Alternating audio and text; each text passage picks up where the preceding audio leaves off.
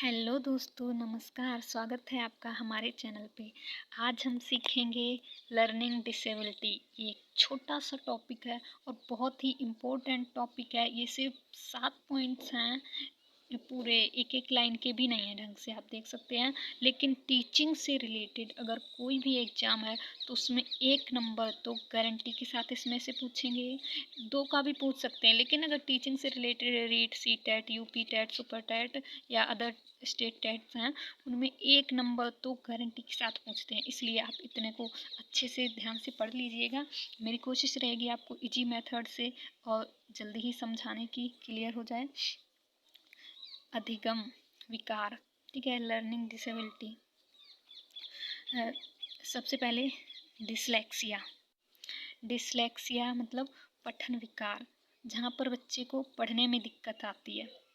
मतलब बच्चा तुम कुछ भी सिखा रहे हो, कोई भी टॉपिक है, बच्चा सीख पा रहा है, उसको समझ पा रहा है, उसको लिख भी पा रहा है, लेकिन सिर्फ पढ़ नहीं पा रहा है, पढ़ने में उसको प्रॉब्लम आ रही है, ठीक है।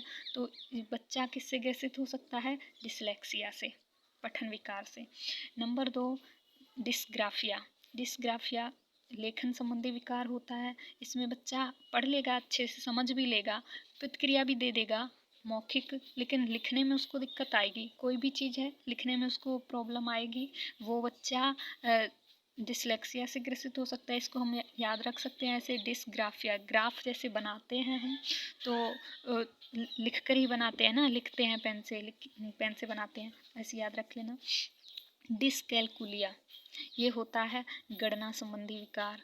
जैसे मैथ से रिलेटेड छोटी छोटी प्रॉब्लम्स में दिक्कत आती है, जहाँ पे जैसे याद रखने के लिए डिसकैलकुलिया। कैलकुलिया शब्द आता है, कैलकुलिया को हम कैलकुलेशन से रिलेट कर सकते हैं, अच्छे से याद रहेगा। मतलब कैलकुलेशन में जहाँ दिक्कत आती है, छोटी छोटी मैथ्स की प्रॉब्लम्स होती हैं, वो बच्चा सॉल्व नहीं कर पाता है अच्छे से, तो वो बच्चा डिसकैलकुलिया से ग्रसित हो सकता है।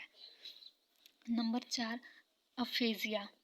अफेजिया होता है भाषा संबंधी विकार, जहाँ पर बच्चा अपनी बात को अच्छे से कह नहीं पाता है। बच्चा पढ़ सकता है, बच्चा लिख सकता है, और लेकिन उसको अपनी बात वही बोलकर समझाने में प्रॉब्लम आती है। या फिर हम कह सकते हैं, जैसे कोई भी हो सकता है, बच्चा नहीं, अगर उसका सही समय पे सॉल्यूशन नहीं हुआ, बड़ा भी हो सकता है, जैसे उसको एक अपनी बात को किसी से समझाने में प्रॉब्लम्स आती है बोल के। जैसे कभी भी कोई तब नॉर्मल होगा, जैसे 200-400-500 लोगों के सामने अपनी बात कहता है। पहली बार में बोलता है, घबराहट होती है, दूसरी बार में घबराहट थोड़ी कम होती है, तीसरी बार में और कम।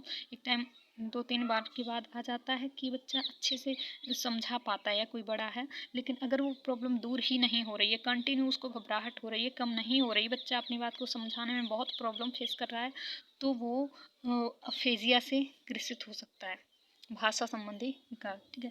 अप्रेक्सिया होती है गामक कौशल। गामक कौशल बोलें तो मोटर स्किल्स।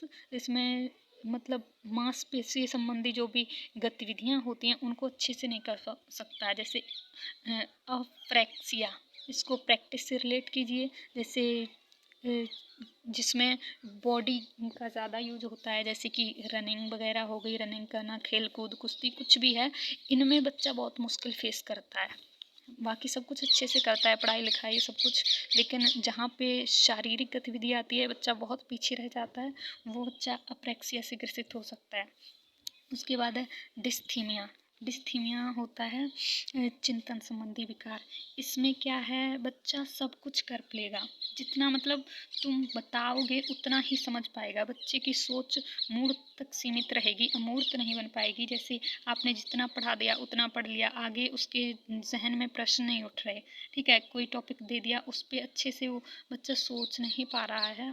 जैसे कि आलोचनात्मक चिंतन नहीं कर पा रहा है ढंग से, उसके साइड इफ़ेक्ट और मतलब जो भी अच्छा है, अच्छी बुरी में मतलब चिंतन नहीं कर पा रहा है अलग अलग, तो बच्चा डिस्थीमिया से ग्रसित हो सकता है। उसका चिंतन है वो प्रवीण नहीं है अच्छे से, ठीक है। उसके बाद डिस्मोर्फिया, ये कन्फ्यूजन वाली स्थिति होती है। इसमें बच्चा मतलब भ्रम रहता है उसको। जैसे कोई भी है, कोई भी तो छोड़ो, जैसे ये ए सॉरी डी बना हुआ है। बच्चा जब दूसरी बार इसको डी देखेगा तो बच्चा सोचेगा ये डी है या बी है। उसको थोड़ा जो सिमिलर वर्ड्स लेटर होते हैं उनमें कन्फ्यूजन रहता है हमेशा, तो वो बच्चा डिस्मोर्फिया से ग्रसित हो सकता है। या हम इसको ऐसे याद रख सकते हैं कि जैसे मोर है एक साइड में मुर्गा है। एक बार बच्चे को बता दिया ये मोर है ये मुर्गा है, लेकिन बच्चा बार बार कन्फ्यूजन हो रहा है मोर कौन सा था मुर्गा कौन सा था। ठीक है, तो ऐसे याद रख सकते हैं। डिस्मोर्फिया कन्फ्यूजन वाली, डिस्थीमिया चिंतन संबंधी विकार, अप्रेक्सिया गामक कौशल मोटर स्किल्स में विकार, अफेजिया भाषा संबंधी विकार, डिस्कैलकुलिया गणना संबंधी विकार और डिस्ग्राफिया लेखन संबंधी विकार, डिसलेक्सिया पठन विकार। उम्मीद करती हूँ आपको छोटी सी जानकारी और बहुत ही इम्पोर्टेंट है ये समझ आई होगी। धन्यवाद।